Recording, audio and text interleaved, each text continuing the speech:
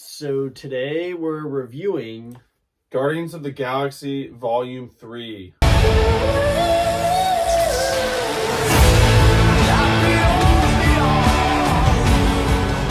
third installment in the Guardians of the Galaxy series. The trilogy is completed. This is the next Marvel movie, and we just got done watching it. Jake, what are your initial thoughts of Guardians of the Galaxy Volume 3? Guardians of the Galaxy Volume 3 was a very, very good movie, and it hit on a lot of different fronts, and this is obviously a franchise and a group that I've basically loved from day one. And anytime they're on screen, whether it's in their own films or in Avengers movies or crossovers, I've always enjoyed and appreciated their time on screen. There's just no complaints ever about them, and I've just been very invested in this universe. And obviously, this is the third film of their respective trilogy, and I have to say this one was really good. It might have as of right now, it's up there with being the best of the trilogy. Obviously, I just got out of the theater, so I need more time to process it. But as of right now, I really enjoyed this movie, and definitely just a lot I want to say about it. It's hard to get fully into it without spoiling. No spoilers. But I really enjoyed this movie a lot. Yeah, this is a dang good movie. It's up there for John Wick is at the top. This movie is really close because this is an awesome movie, and it's really crazy to think that this movie has some of the funniest moments, some of the most emotional moments. This movie is insane, and it's just crazy to think that it's up there with the best Guardians. It's hard to think. I think maybe it's between the second and third.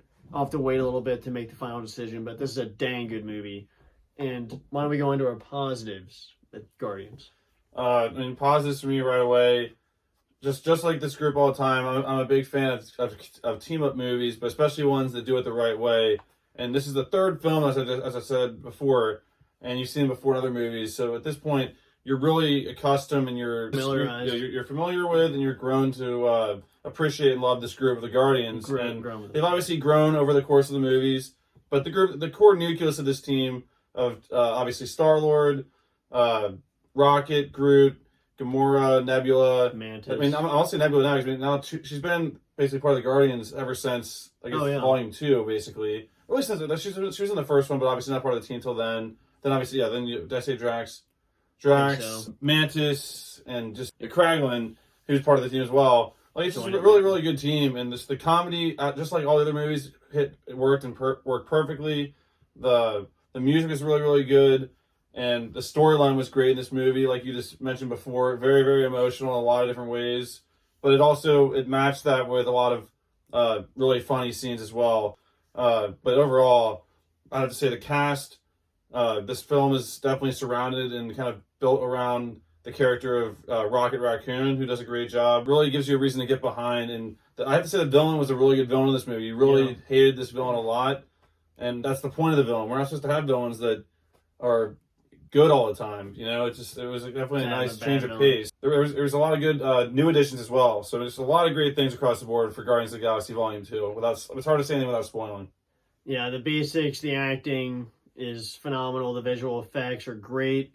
Like you said, the core nucleus, this group is just, you're so invested in them, and you've been invested with them the whole time, but it's just, you really care about all the characters on screen. You don't know what's going to happen to any characters. There's a lot of stakes.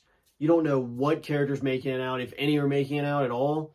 And the emotional beats are really strong in this movie. The comedy is really good, probably the best out of all three, in my opinion. I've never had a movie where I've almost ready to cry and also cried laughing in the same movie, which is just crazy to me. And all the characters, I could go through with all the actors, Chris Pratt. I don't want to name all the actors, but all the characters and the main Guardians and the new additions are just perfect.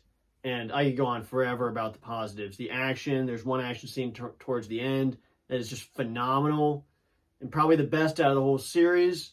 But I can go into more positives in the spoilers, but why don't we go into our negatives with the film?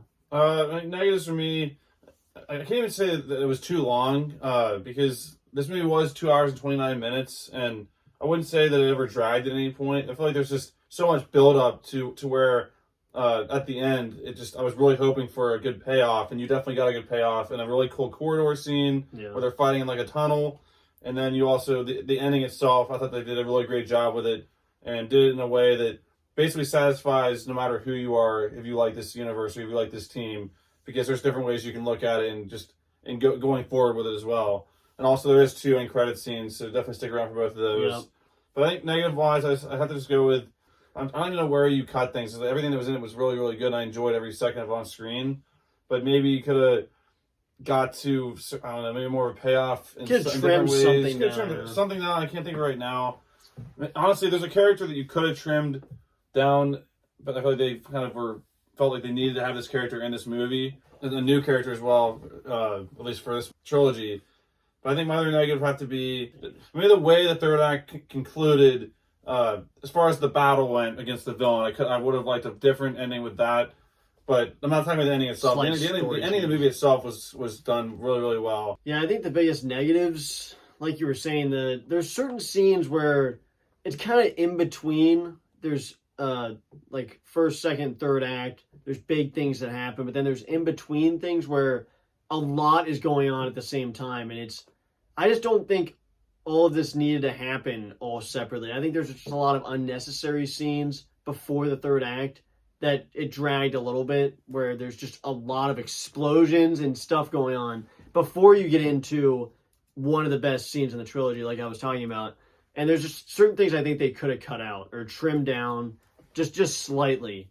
But that's about the only nitpick. And, you know, like you said, a certain story decision towards the very end, I do wish it was done slightly different, but I can't go into it without spoiling it.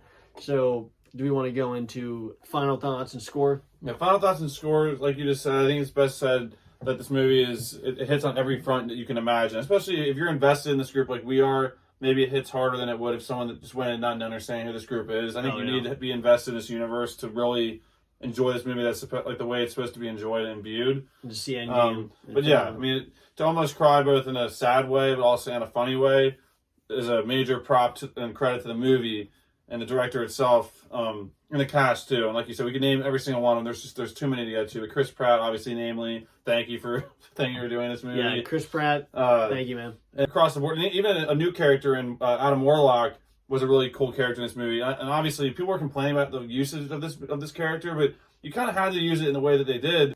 Overall, though, really, really enjoyed this movie, and I'd have to say this is probably my favorite movie in the Guardians trilogy. Anyways, guys, my score for Guardians of the Galaxy Volume 3, I'm going to end up going with a 9.5 out of 10. There's obviously some aspects to it that, just as a fan, wanting to see certain things play out, didn't necessarily play out exactly the way I wish they would have played out.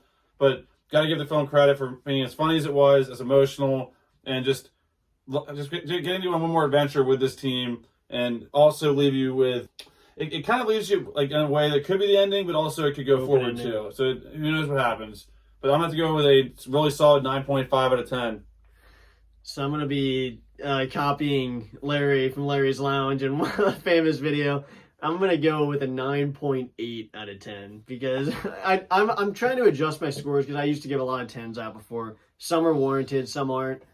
And I'm so close to giving this a 10, but this movie is just phenomenal.